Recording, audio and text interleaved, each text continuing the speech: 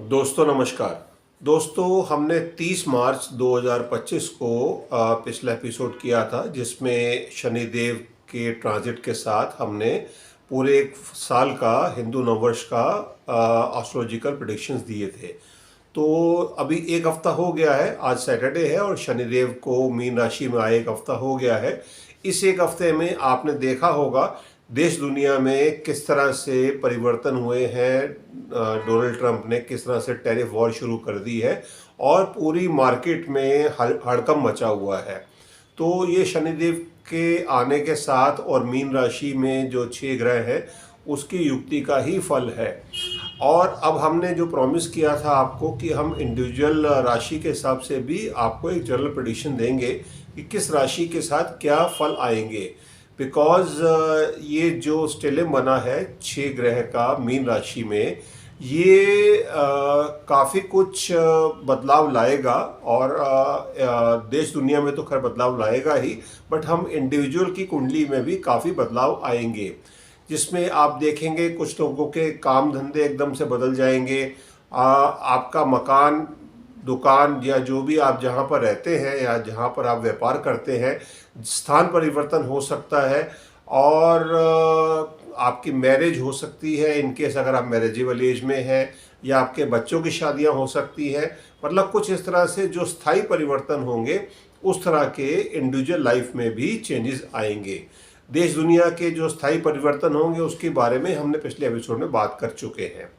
अब आगे का स्थिति क्या कहती है, आगे की फाइनेंशियल मार्केट में क्या कहता है वक्त, उसके लिए हम फाइनेंशियल मार्केट की अलग से एक एपिसोड लेकर आएंगे। अब आज हम बात कर रहे हैं सिर्फ इंडिविजुअल के लिए। उससे पहले हमें जो आगे के ग्रह गोचर है उसमें स्थान परिवर्तन क्या क्या हो रहे हैं, क्योंकि उसके लिए भी बताना ज़रूरी है। जिस तरह से हमने बात की थी पिछले एपिसोड में कि चंद्रमा तो 30 तारीख को ही शाम को 4:30 बजे 4:34 पे निकल गए थे स्टेलियम से। तो 5 ग्रह अभी भी स्थायी वहाँ पर विराजमान है और 5 ग्रह वहाँ पर है। इसके अलावा वृषभ राशि में गुरुदेव बने हुए हैं बृहस्पति। मिथुन में जो मंगल ग्रह थे वो मूव करके कर्क राशि में आ गए हैं।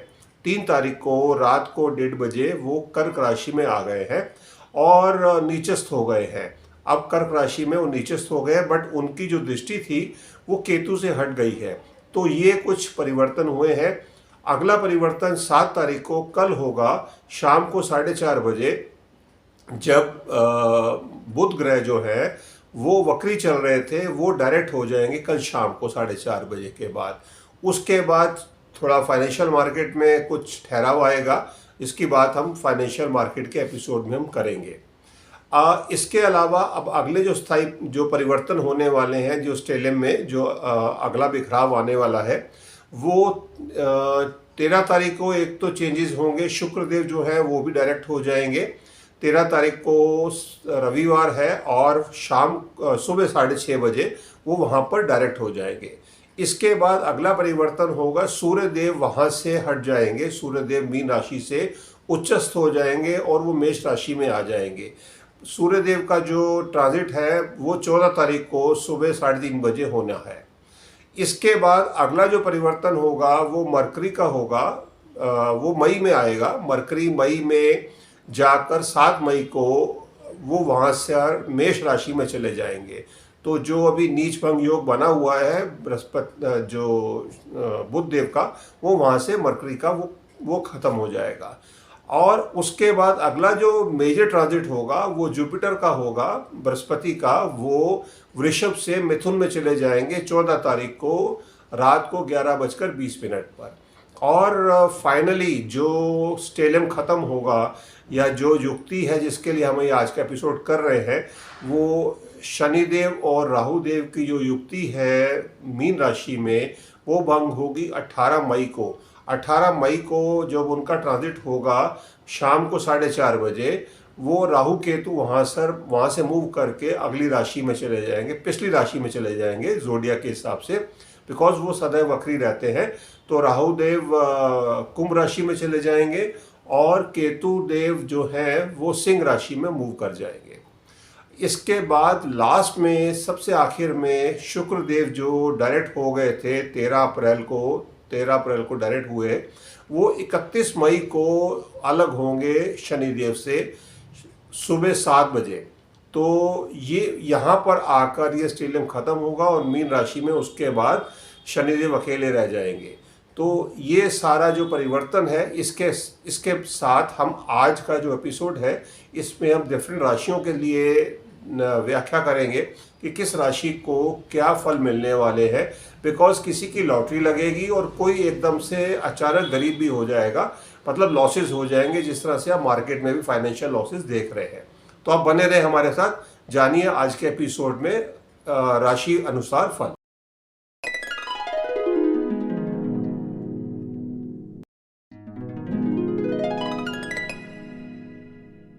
दोस्तों, हम शुरुआत करते हैं मेष राशि से। ज़ोडिएक बेल्ट की पहली राशि है मेष राशि।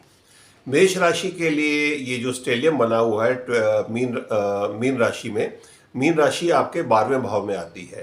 तो जहाँ 12 नंबर लिखा है और वहाँ पर 6 ग्रह का होने का मतलब ये है कि ये आपके लिए loss making proposition, loss making time है। तो आपको सावधानी बरतनी है इस पीरियड के अंदर। शनिदेव यहाँ पर आए हैं तो वो चीज़ों को कुछ तो ठीक करेंगे, क्योंकि राहु देव ने आपको 1.5 साल से परेशान करके रखा होगा और लॉसेस दे रहे होंगे या खर्चे बड़े होंगे। कुछ में कुल मिलाकर एक्सपेंसेस का घर है और हॉस्पिटल के खर्चे हैं, तो कुछ इस तरह की तकलीफ़ें आपके पास आ रही होंगी।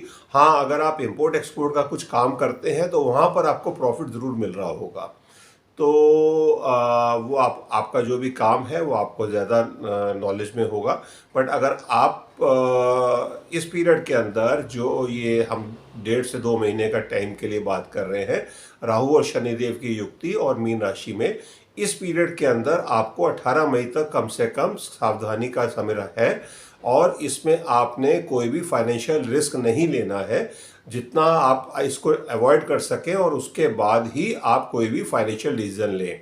बिकॉज 18 मई के बाद जब राहु देव कुंभ राशि में चले जाएंगे, वो अचानक से आपके लिए पॉजिटिव हो जाएंगे और वो 1.5 साल का बेहतरीन पीरियड हो जाएगा आपके लिए। तो आप अपने कोई भी डिसीजन हो उनको आप 18 मई तक रोक के रखें, फाइनेंशियल डिसीजन खासकर, और जिनको आप अवॉइड कर सकते हैं, और कमिटमेंट आप 18 मई के बाद ही रखें। तो ये हमारा मशवरा है मेष राशि के लिए। और बाकी आपको सेहत का भी ध्यान रखना है इस पीरियड के अंदर, और किसी भी तरह से आपने हेल्थ के कोई भी पैरामीटर्स हैं उनको अवॉइड नहीं करना है, इग्नोर नहीं करना है, और ज़रूरत पड़ने पर चिकित्सक की सलाह ज़रूर लीजिए। अब अगली राशि जो है वो है वृषभ राशि। वृषभ राशि के लिए ये जो स्टेलियम बना हुआ है वो आपके 11वें भाव में बना हुआ है। 11वें भाव में ये स्टेलियम या कोई भी एक सिंगल ग्रह भी होता है तो वो बाध्य हो जाता है आपको शुभ फल देने के लिए। तो यहाँ पर 6 ग्रह आपके लिए पॉजिटिव फल दे रहे हैं, तो आपके लिए बेहतरीन समय है। ज़ोडिएक में जितनी 12 राशियाँ हैं उसमें सबसे अच्छा समय वृषभ राशि के लिए ही है। तो वृषभ राशि इस पीरियड का आप भरपूर फ़ायदा उठाएं। आपके लिए कुछ बड़े परिवर्तन दिख रहे हैं, और अगर आप कोई भी इन्वेस्टमेंट भी करते हैं तो आपको उसमें बेहतरीन फ़ायदा हो सकता है। ये बेनिफिट आपको इंस्टेंट ना मिले, बट लॉन्ग टर्म के लिए मिले, बिकॉज शनिदेव यहाँ पर अगले 2.5 साल तक विराजमान रहेंगे, 2.5 से 3 साल तक। तो आपको स्थायी परिवर्तन मिलेगा, और जब राहु देव भी वहाँ से बदल जाएंगे तो वो आपके 10वें भाव में ही आएंगे। वो भी एक बहुत बढ़िया प्लेसमेंट है। तो आपके लिए अगले 2.5 से 3 साल बहुत विन विन सिचुएशन है, इसका भरपूर फ़ायदा उठाएं। तो वृषभ राशि ज़ोडिएक में सबसे लकी राशि है इस ट्रांजिट गोचर के लिए। अब हम बात करते हैं मिथुन राशि के लिए। मिथुन राशि के लिए जो स्टेलियम बना हुआ है आपके कर्म भाव में बना हुआ है, 10वीं राशि 10th हाउस में। 10th हाउस में 6 ग्रह होने का मतलब ये है कि आपको काम का थोड़ा बोझ बढ़ेगा, बट वो काम का जो बोझ बढ़ेगा वो आपके बेनिफिट के लिए ही होगा, और आपको काम में काफ़ी उन्नति दिख रही है। आपको कुछ नया व्यापार के नए कॉन्ट्रैक्ट मिल सकते हैं, या आपको जॉब में को बड़ी बड़ी पोस्ट आपको इस पीरियड में ऑफर हो सकती है। तो आप सजग रहें और अपना इस तरह के अगर कोई अवसर आते हैं तो उनका भरपूर फ़ायदा उठाएं। और इसके बाद जब राहु देव वहाँ से मूव करके आपके 9th हाउस में आ जाएंगे तो वो समय भी बेहतरीन रहेगा। तो आपके लिए ये अगले 2.5 से 3 साल कुल मिलाकर बहुत अच्छे हैं, बट इसकी शुभारंभ, इसका वक्त जो है ये अगले 2 महीने में ही दिख जाएगा। इसके बाद हम जब शनिदेव का अलग एपिसोड और राहु देव का जो सोलो ट्रांजिट होगा उसको हम अलग से एक एपिसोड लेकर आएंगे। बट अभी हम राहु और शनिदेव की युक्ति मीन राशि में जो है और बाकी ग्रहों का जो जमावड़ा है उसके बेसिस पे हम आपको बता रहे हैं कि आपके लिए बेहतरीन समय है। अब आ जाते हैं अगली राशि, वो है कर्क राशि। कर्क राशि के लिए ये जो स्टेलियम बना हुआ है ये बन रहा है, ये आपके 9th हाउस में बन रहा है, भाग्य भाव में बन रहा है। भाग्य भाव में 6 ग्रह का होना एक शुभ समाचार ही है और इसका भी आपको भरपूर फायदा उठाना चाहिए। पिछले 2.5 साल से आप शनि की ढैया में अष्टम शनि की वजह से परेशान थे, जो खत्म हो गया है जब आपके अष्टम भाव में शनिदेव थे कुंभ राशि में, और अब शनिदेव मूव करके मीन राशि में आ गए हैं। तो आपके लिए बेहतरीन समय है। बट आपको राहु देव का ध्यान रखना है। अभी के लिए तो कोई दिक्कत नहीं है, अगले 1.5 महीने के लिए 18 मई तक। बट उसके बाद जब राहु देव अष्टम भाव में चले जाएंगे तो उस टाइम पर आपको सजग होना होगा, और उसके लिए हम अलग से एपिसोड लेकर आएंगे। क्या सावधानियां बरतनी है, उसके क्या उपाय हैं, वो हम आपको मई में एपिसोड में क्लियर करेंगे। अब अगली राशि है सिंह राशि। सिंह राशि के लिए जो स्टेलियम है, ये 6 ग्रहों की युक्ति जो है वो बनी हुई है आपके अष्टम भाव में। अष्टम भाव में 6 ग्रह की युक्ति काफ़ी कष्टकारी समय बयान कर रही है। तो आपके लिए काफ़ी दिक्कत का समय है और आपको सावधानी बरतनी है। हाँ, जब राहु देव वहाँ से हट जाएंगे और वो आपके सप्तम स्थान में चले जाएंगे तो थोड़ी सी राहत होगी, बट शनिदेव आपके अष्टम स्थान में ही रहने वाले हैं। तो आपको सावधानी भरा समय है। जिस तरह से मेष राशि के लिए, तो आपको भी स्वास्थ्य का पूरा ध्यान रखना है और किसी भी तरह की आपको स्वास्थ्य के प्रति इग्नोरेंस नहीं रखनी है। तो आपको अपनी हेल्थ का फायदा, आपको हेल्थ का पूरा ध्यान रखें। और ये समय में आपको 18 मई तक तो खास सावधानी रखनी है। उसके बाद राहु देव जब मूव करके आपके सप्तम भाव में चले जाएंगे, स्थितियां बदलेंगी और फिर उसके बाद बृहस्पति का भी ट्रांजिट होना है, और उसके बाद लिए हम अलग से एपिसोड लेकर आएंगे। बट फिलहाल के लिए 18 मई तक आपके लिए सावधानी का समय है। इसके बाद अगली राशि है कन्या राशि। कन्या राशि के लिए स्टेलियम बना हुआ है आपके सप्तम भाव में। तो ये आपके लाइफ पार्टनर का स्थान है, प्लस बिजनेस पार्टनर को भी हम यहीं से देखते हैं। तो आपको इन चीज़ों के अंदर अपने रिश्तों को खासकर आपने ध्यान रखना है। आपकी मैरिज लाइफ में आपके पार्टनर के साथ आपके रिलेशंस में किसी भी तरह से मनमुटाव नहीं हो, उसका आपको खास ख्याल रखना है। प्लस आपके जो बिजनेस पार्टनर है, जो भी एसोसिएशंस हैं, उसमें भी आपने बिजनेस डीलिंग में भी खास ध्यान रखना है कि किस तरह से कोई उतार चढ़ाव नहीं हो और आप अपनी ट्रांजैक्शंस को लेकर एकदम क्लियर रहें। आपके लिए एवरेज समय है, इसको आप 1.5 महीने का समय है। शनिदेव यहाँ पर न्यूट्रल है, बट राहु देव थोड़ा सा दिक्कत कर रहे थे। बट अब राहु देव जैसे ही आप यहाँ से 18 मई के बाद मूव करके आपके 6ठे भाव में जाएंगे, वो आपके लिए पॉजिटिव हो जाएगा। तो बाकी बृहस्पति देव आपके लिए अच्छा ही कर रहे हैं, आपके 2nd हाउस में हैं फिलहाल, और बाद में वो 3rd हाउस में जाएंगे, 3rd 4th हाउस में। तो कुल मिला के समय अभी एवरेज है, बट आगे के लिए समय काफ़ी अच्छा दिख रहा है 18 मई के बाद। तो ये कन्या राशि के लिए है। अब अगला जो है वो हम बात कर रहे हैं तुला राशि के लिए। तुला राशि के लिए 6 ग्रहों का जमावड़ा जो है ये आपके 6th हाउस में हो रहा है। 6th हाउस में होने का मतलब ये है कि कंपटीशन में आपकी विजय होगी। आप किसी भी तरह के कंपटीशन में या कोई कोर्ट कचहरी का मसला है या आपके कोई एनिमीज़ है, उसमें आपकी जीत क्लियर दिख रही है, तो ये समय आपके लिए स्ट्रगल का ज़रूर है, बट स्ट्रगल में जीत आपकी क्लियर दिख रही है। तो आप इस समय का भरपूर फ़ायदा उठाएं, क्योंकि शनिदेव भी यहाँ पर अच्छा फल देते हैं, राहुदेव भी अच्छा फल देते हैं। और इसके बाद राहुदेव आगे मूव करके आपके 5th हाउस में जाएंगे, शनिदेव यहीं रहने वाले हैं। और जोडियक में अगर हमने वृषभ राशि की बात की थी, वृषभ राशि के बाद अगली राशि जो जिनके लिए एक अच्छा गोल्डन टाइम है वो तुला राशि है। तो तुला राशि आप इस समय का भरपूर फ़ायदा उठाएं और आपके लिए भी एक विन विन सिचुएशन का समय है। तो आपके लिए भी कोई जैकपॉट लग सकता है, अगर शॉर्ट टर्म में ना जाएं।